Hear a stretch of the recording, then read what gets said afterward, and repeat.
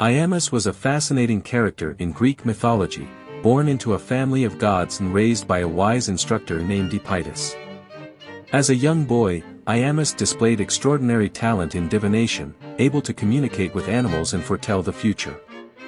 One of the most interesting aspects of Iamus' abilities was his communication with snakes, who were said to respect and adore him so much that they would lick his ears.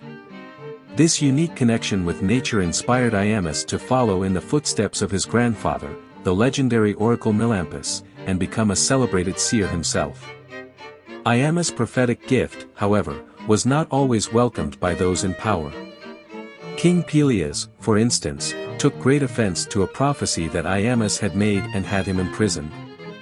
But with the help of his father Apollo and his mother Evadne, Iamus was eventually released and went on to predict the fate of cities and kingdoms, as well as guide emperors and generals in their decision-making.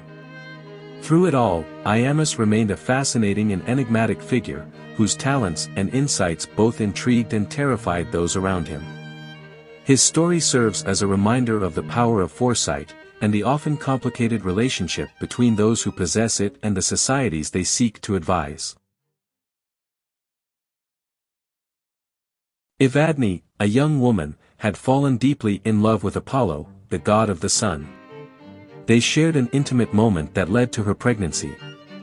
Sadly, Iapetus, the king of Argos, learned of her condition and publicly shamed her. As the time for the child's birth approached, Apollo sent Eileithyia, the goddess of childbirth, and the Moirai, 3 fates, to assist Evadne. After giving birth, Evadne felt ashamed and reluctantly abandoned the child in the wilderness before returning home.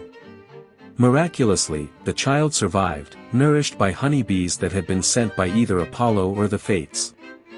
Later, Iapetus learned from the Delphic oracle that the child was sired by Apollo himself and was destined to become a great prophet. Iapetus then ordered the child to be brought back to the kingdom and found him among the violets. They named him Iamus, and as he grew, he realized he had a powerful destiny to fulfill.